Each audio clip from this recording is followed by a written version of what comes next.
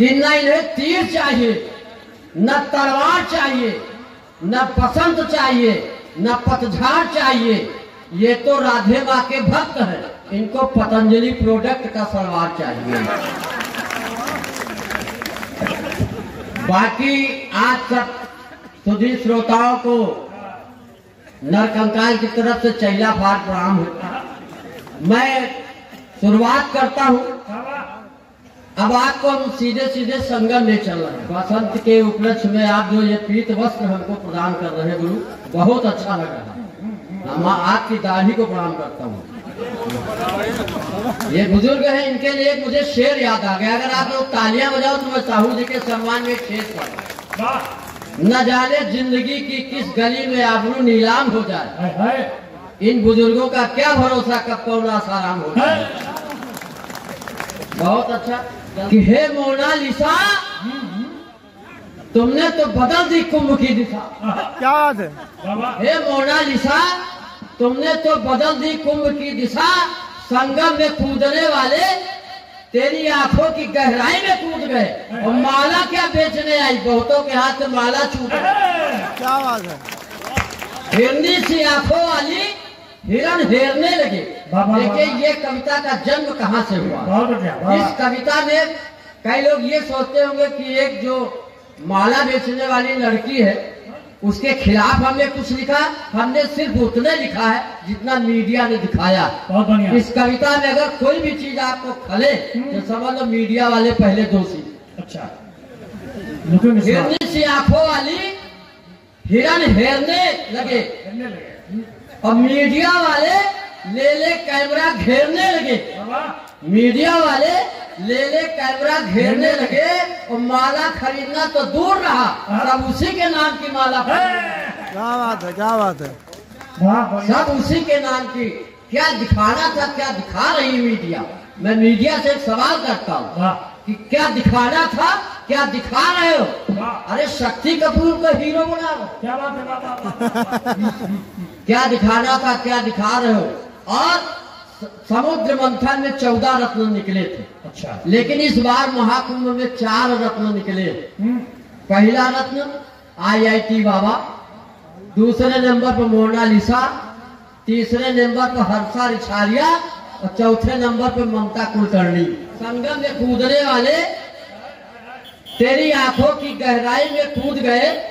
माला क्या बेचने आई, माला क्या बेचने आई, बहुतों के हाथ से माला छूट गए। अच्छा। समुद्र मंथन के बाद मोहिनी जैसे आई। समुद्र मंथन के बाद भगवान विष्णु मोहिनी का रूप धर के बताने की आवश्यकता नहीं, आप सभी लोग जानते हैं। नैनों की मदिरा और देवताओं को अमृत पिलाई।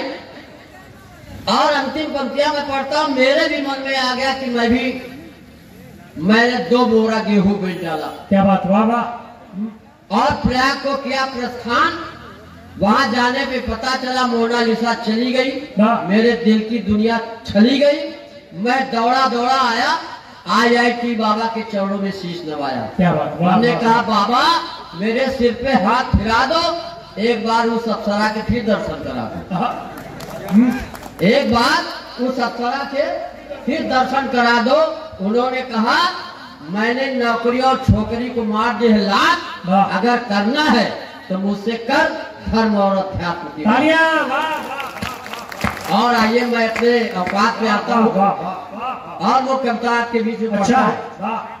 दादा सुनिएगा, प्यार मोहब्बत अभी आप लोग सुन रहे थे, कृपा संगम जी ने श्रृंगार भी पढ़ा जी। अब हम लोग प्यार मोहब्बत के मामले में बहुत अपाहिज हैं। हाँ, प्यार मोहब्बत हम लोगों का फलीभूत नहीं होता। सही सही। जी। लेकिन ये ना समझो हमारी भी प्रेमिका एक थी, अब नहीं। कि मेरी प्रेमिका गोबर फेंकने के बहाने हमारा स्टैंडर्ड। मेरी प्रेमिका गोबर फेंकने के बहाने आती थी, घंटों हमसे बतियाती थी, हंसती थी, मुस्कुराती थी, जीने मरने की कसमें खाती थी। मोहब्बत के दुश्मन चंडालों ने फैंसी बेच दिया उसके घर वाले।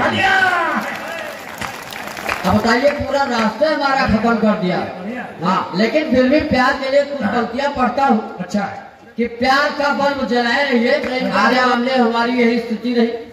फिर किसी तरह शादी तक नंबर आया। जब हम शादी लड़की देखने गए तो सास ने हमसे पूछा कि बेटा चाय लोगों की चेवन प्रास। तो ससुर ने कहा ये खाली सांसें लेता रहे यही बहुत। हाँ चवन प्रास के बाद में हाँ ये स्थिति हो गई। खैर भोजन का जब नंबर आया तो सास ने हमारी पत्नी से पूछा कि दामाद को कौन सी चीज बहुत अच्छी लगती। अच्छा। तो हमारी पत्नी ने कहा कि इनको पालक बहुत अच्छी लगती। सास ने पहले दिन जब भोजन परोसा तो पालक की सब्जी, पालक का रायता, पालक की चटनी, पालक की सूखी सब्जी। एक दिन खाया हमने, दूसरे दिन फिर वही पालक, तीसरे दिन फिर वही पालक की चटनी, पालक का रायता, पालक की सूखी सब्जी। हमने कहा माता जी अगर यही करना है तो हमको पालक के खेत छोड़ दो, हम वही चलेंगे। इसका क्या मतलब है आप बार बार यही चीज एक चीज, मतलब जिसका मतलब थोड़ा होता। खैर फिर हमने अपना रोक दिलाया। हाँ हमसे तिवारी जी ने कहा ससुराल जाया करो तो जरा अच्छी हिंदी में बात करो। हम गए, हमारी सरहद आई। हमने कहा हमको जल पिलाइए। जल पिलाइए। तो सरहद ने कहा ऐसा है जीजा अभी तक तो पानी कहते थे, आज जल बोल रहे हो। हमने कहा हमारा स्टैंडर्ड बढ़ गया। अभी तो हमने पानी को जल कहा, जिस समय हम घी को घृत कहेंगे तुम्हारी नानी मर जाएगी। ये स्थिति। तो चलिए मैं पढ़ता हूँ, एक अगली कविता आपके बीच में रखता हूँ। पसंद आई तो ठीक, नहीं 10-12 और पढ़ूंगा। जो कुछ करना है आप लोग निपट लीजिएगा अतुल वाजपेयी से। अतुल वो राष्ट्र और राम भक्त की रचनाएं लिखने वाले हैं, मैं बहुत प्रणाम करता हूँ। आज बिल्कुल पीले वस्त्र में आए, एकदम पसंद है ना? हाँ बिल्कुल सरसों फूल की तरह लग रहे हैं। बगल में वो देखो आजकल वो फूल विलुप्त हो गए जिसको बेहया बेशर्म कहते थे। नहीं बहुत अच्छा। बीलू वाजपेयी दादा होटल में आए तो चाय बनाने लगे तो हमने कहा दादा अदरक पूछ के डालना, क्योंकि हमारे साथ जो आदमी वो अदरक का स्वाद नहीं जानता। तालियां बजा सकते हो आप। इनकी ये स्थिति, इनकी घर में ये स्थिति। इन्होंने अपनी पत्नी से कहा, पत्नी से बोले अखिलेश द्विवेदी जी कि चाय में जरा चीनी थोड़ा सा, मैं चाहता हूँ जो चाय आज बनाओ जैसे तुम बहुत मीठी लगती हो वैसे चाय बहुत मीठी बनाओ। तो पत्नी ने कहा जी में आता है कि हम तुमको उसी तरह कूटे जैसे अदरक कूटी जाता है। तो चलिए मैं वो कविता पढ़ता हूँ और आपका आशीर्वाद चाहता हूँ। थोड़ा तालियां बजाते रहो तो हम लोगों को विद्वता का भ्रम बना रहेगा। पीछे वाले बहुत कम तालियां बजा रहे हैं, बहुत पिछड़े क्षेत्र से तो आए नहीं है। अगर हम पिट गए तो समझ लो कार्यक्रम फ्लापे हो जाएगा। हाँ तो मैं मेरे निवेदन को स्वीकार करिए। ये बहुत दिन तक हम हाँ नहीं विद्वता का भ्रम बना। तिवारी जी को हम बहुत प्रणाम करते हैं। पहले नारायण दत्त तिवारी को करते थे, उनका डीएनए टेस्ट हो गया। हाँ अब इनको कर रहे हैं, पता नहीं इनका क्या क्या टेस्ट हो, भगवान जाने। हाँ ये थोड़ा सा लगना चाहिए कार्यक्रम। आपके चेहरों पे हंसी मुस्कान आनी चाहिए। हम लोग तो मरघट से भी हाथ से निकाल लेते हैं। मरघट से हाथ से निकालना बहुत कठिन काम। हमारे गांव में एक आदमी मर गया। अच्छा 150 लोग उसके साथ शव यात्रा में गए। एक 90 साल के बूढ़ हो गए थे। हमने कहा दादा ना इच्छा हो तो न लग दो, ठंडी का सीजन है।